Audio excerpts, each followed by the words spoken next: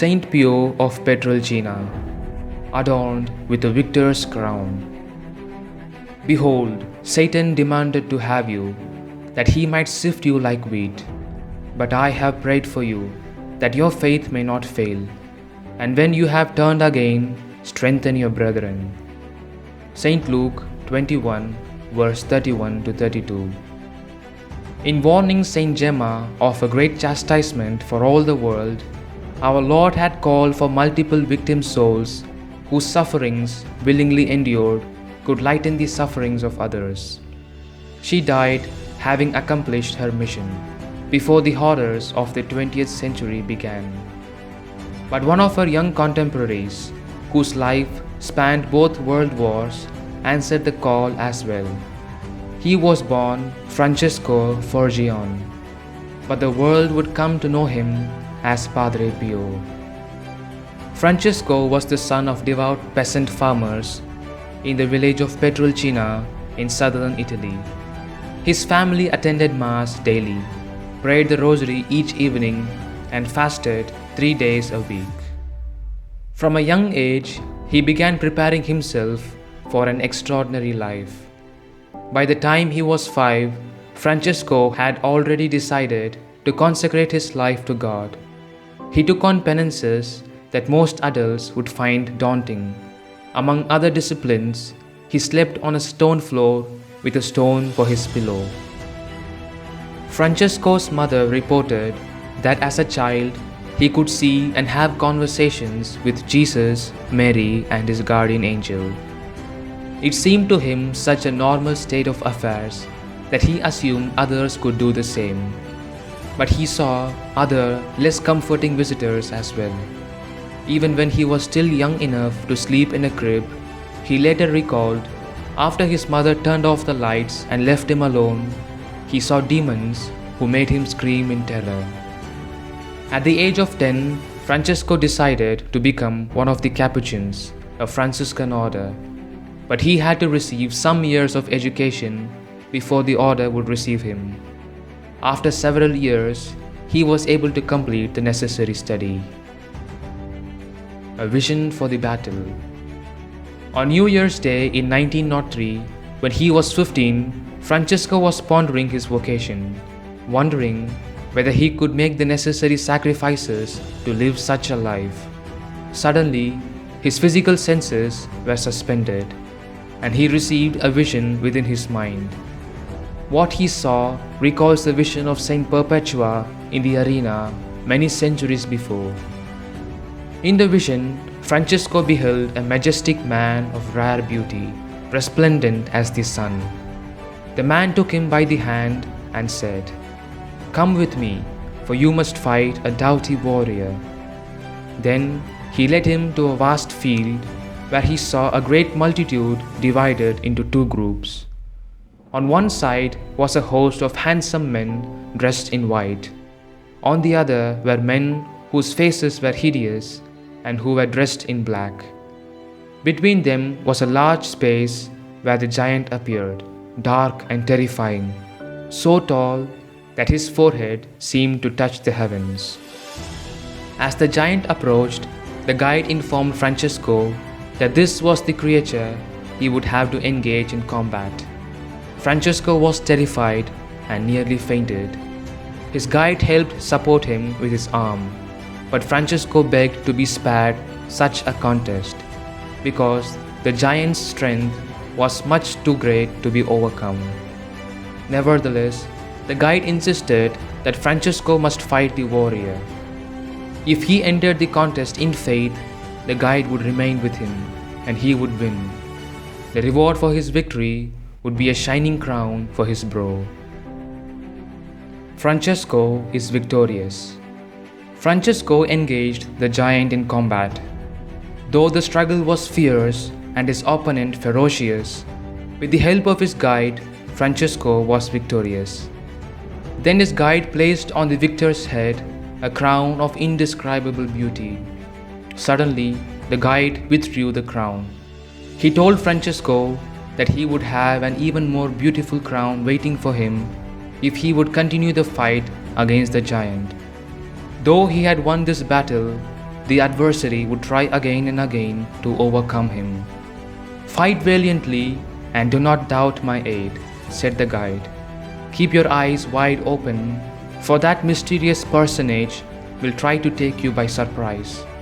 Do not fear his formidable might, but remember what I have promised you, that I will always be close at hand and I will always help you, so that you will always succeed in conquering him."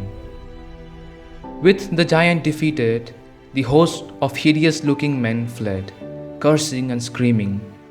The multitude of handsome men erupted into applause and praise for the beautiful youth who had assisted Francesco. Then the vision ended. The guide in the vision, of course, was Jesus Christ, and the adversary was the devil. As it had been with Saint Perpetua, the spiritual combat portrayed was fierce, but the victory was assured. Yet, one difference was clear. Perpetua's struggle was to be a single combat with Satan, won in a matter of hours through her glorious martyrdom. Francesco's combat, on the other hand, was to be a perpetual struggle, a victory won only after a lifetime of spiritual warfare, and the war had begun. The battle begins. A few days later, Francesco was received by the Capuchins and given the name Pio. His spiritual battle began then in earnest. From the beginning of his novitiate, Pio suffered from a number of ailments that sometimes became quite serious and lasted for a lifetime. His digestive tract was easily irritated, and he had attacks of vomiting so severe that on one occasion he would go for weeks without being able to retain solid food. He endured spasms of violent coughing, pains in his chest and back, frequent high fevers, and pounding headaches. The novices superiors sought medical advice to discover the cause of his ailments, but they could never agree on a diagnosis, and the problems continued. Pio worried that his illness might be God's punishment for his sins, but his spiritual director, Father Benedetto Nardella, reassured him, saying, "Your sufferings are not punishment, but rather ways of earning merit that the Lord is giving you, and the shadows that weigh on your soul are generated by the devil, who wants to harm you. The closer God draws to a soul, the more the enemy troubles him." Meanwhile, Pio's mystical experiences continued. He experienced apparitions and locutions from heavenly visitors, and he demonstrated spiritual gifts such as bilocation, levitation, and knowledge of hidden matters. He was also assaulted by demonic powers. His brother friars sometimes heard screams or roars coming from his room at night. One summer night, the young man had trouble sleeping because of the heat and humidity. He heard footsteps in the next room, as if a man were pacing back and forth.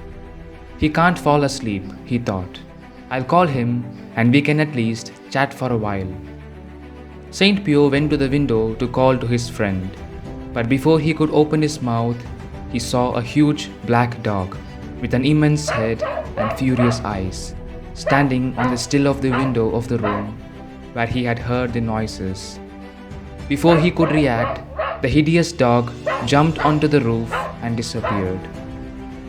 The next day, Saint Pio learned that the room was unoccupied. A perfect victim.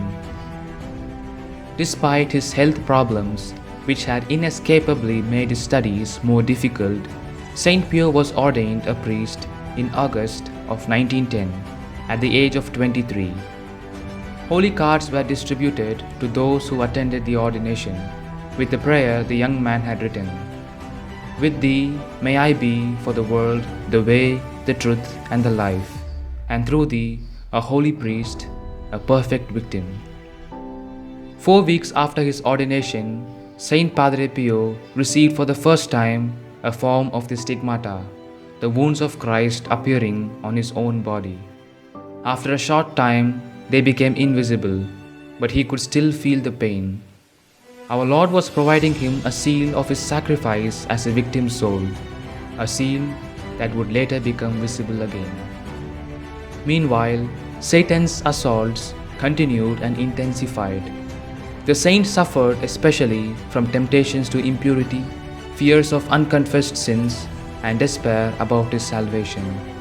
Nevertheless, our Lord provided consolations as well.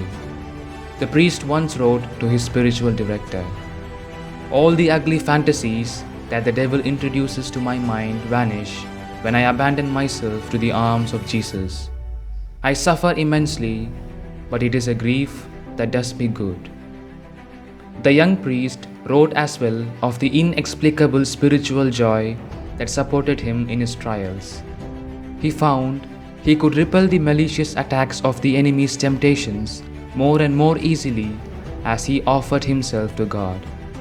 Soon, that gift to our Lord took on new meaning 3 months after his ordination.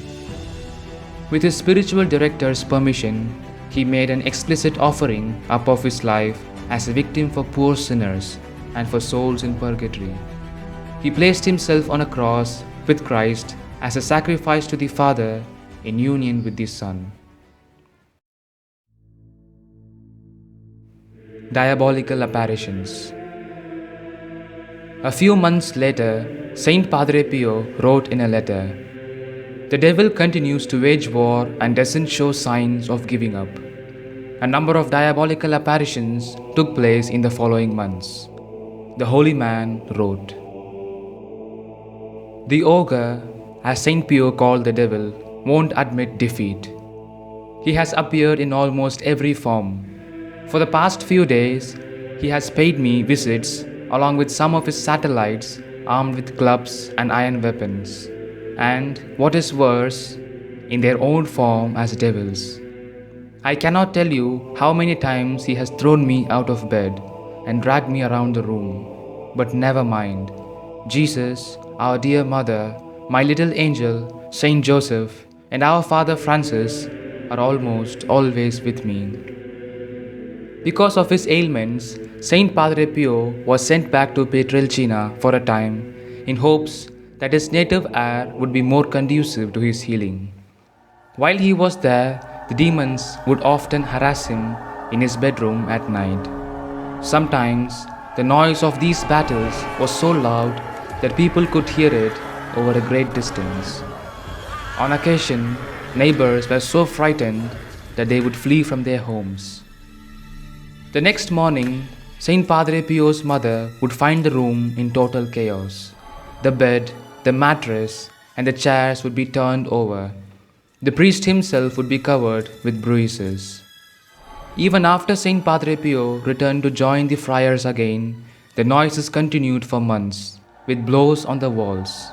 Ceramic pots and wooden chairs were broken without anyone touching them. Finally, the saint's oldest brother sent for an exorcist, and peace returned to the house. In the days to come, Satan attacked Saint Padre Pio under many forms and with many disguises, testing him with various temptations and assailing him with obscene insults. The enemy appeared to him as dancing, naked young girls, as a young friend of the monks, as a crucifix, as a spiritual father or provincial father of the monks, as Pope Saint Pius X, as a guardian angel, as Saint Francis of Assisi, and even as the Blessed Virgin. Once, Satan appeared accompanied by a whole army of demonic spirits.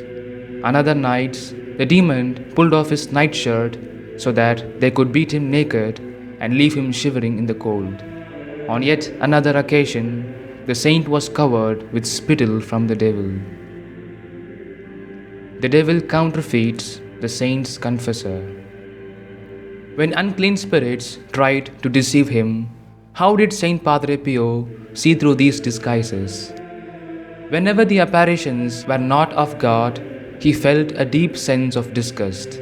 In addition, he would tell them to praise Jesus. If they refused, he knew they were demonic. One such episode from his years at the friary of San Giovanni Rotondo illustrates this strategy. During this time, Saint Padre Pio's close friend, the professor, Father Agostino, was hearing his confession daily. But one morning, he told the saint that he had no time for it till evening, so he should go ahead to Mass. When Agostino returned to Saint Padre Pio's cell that night, he was surprised to find that the young man seemed to be suspicious of him. "Are you my professor?" the saint asked. "Of course I am," replied Agostino. "Why would you ask such a peculiar thing?" Saint Padre Pio looked at him and demanded, "Say praise Jesus." "Praise Jesus 1,000 times. Now tell me what has happened," replied Father Agostino. Saint Padre Pio told him how, just after Agostino had left his cell in the morning, he answered a knock at the door to find the professor standing there, and so he thought.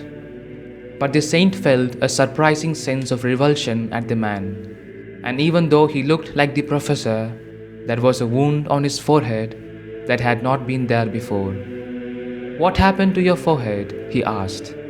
"I fell while I was going downstairs. Now, son, I am here to hear your confession." Given his discomfort, Saint Padre Pio told him, "Say praise Jesus." But the demon, who had taken the form of the friar's best friend, refused and vanished before his eyes. Exorcisms. The holy man did not simply remain on the defensive with the ancient enemy. He also performed exorcisms. More than once, before the demon left the body of the possessed person, it would cry out, "Padre Pio, you give us more trouble than Saint Michael." At other times, the unclean spirit would say, "Padre Pio, don't steal the bodies from us, and we won't bother you." But despite the ferocity of their assaults on him, their offer to leave him alone never enticed him to cease the exorcisms. Once, a possessed woman was waiting for the saint and the altar boys in the sacristy of a church after Vespers and Benediction. When Saint Padre Pio entered the room, she began screaming curses and obscenities, but he was unperturbed. He took up the liturgical book and began the rite of exorcism. Suddenly, the woman shrieked and levitated, rising in the air about 3 feet and remaining there. Others who were present fled in terror, but the priest continued the exorcism in great tranquility. At last conquered, the demon himself fled the church. In another case of possession, a young wife had lain in a coma for an entire year. One evening, she was carried into the church during Vespers. She suddenly awoke from the coma while Saint Padre Pio was blessing the congregation with the Blessed Sacrament. Immediately, she began snorting as the bull. According to witnesses, her body then started to swell up like a balloon. After Vespers, the saint brought the woman and her husband into the sacristy and began the rite of exorcism. As he was praying, the woman continued to snort and swell, and she tried to claw him. When Saint Padre Pio had finished, she calmed down and returned to her normal size. She took her husband's hand and wondered why she looked so untidy. Then she asked for a comb to fix her hair and walked out. The Madonna comes to his aid. In 1964, just a few years before Saint Padre Pio went to his reward, an 18-year-old girl was brought to him with symptoms of demonic possession. Another priest had tried to perform an exorcism, but she became so violent that it took 4 strong men to restrain her from injuring him. The priest had recommended that she go to Saint Padre Pio. Performing an exorcism can be physically exhausting. Because the saint was by then too old for such an undertaking, he blessed the girl and left it to the 2 younger priests who had been appointed by the bishop.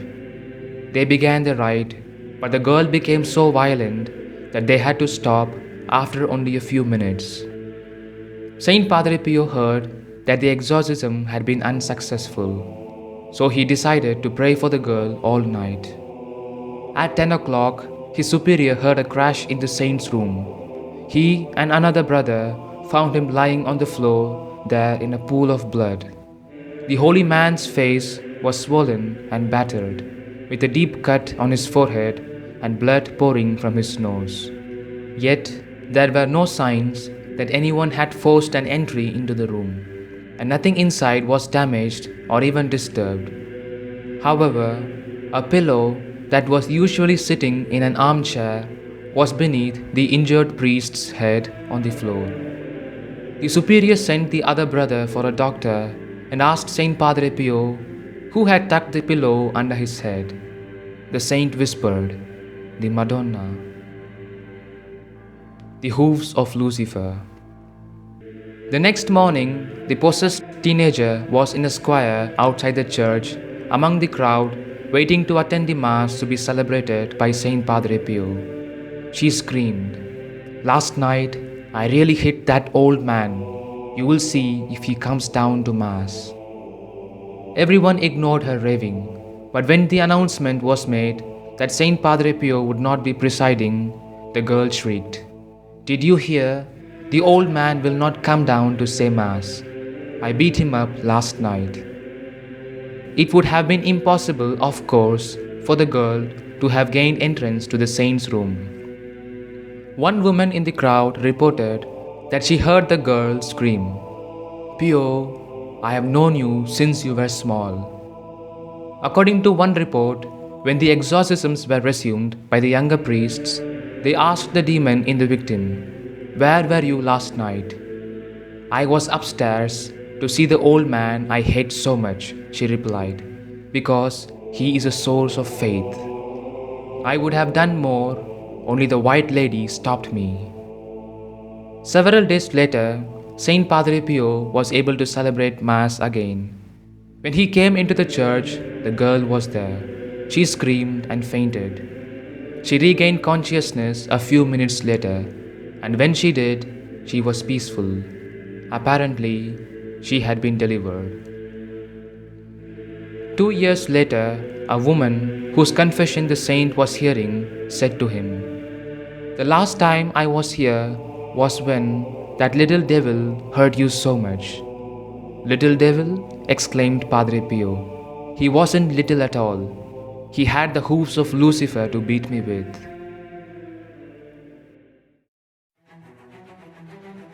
The Last Battle.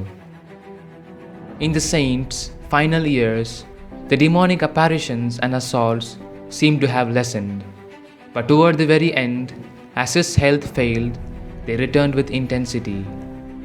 "The devils won't leave me alone for 1 minute," he told a brother friar. But he also received consolations from heaven and was seen to experience ecstasies as he prayed alone in his room. The wounds of his stigmata were slowly disappearing.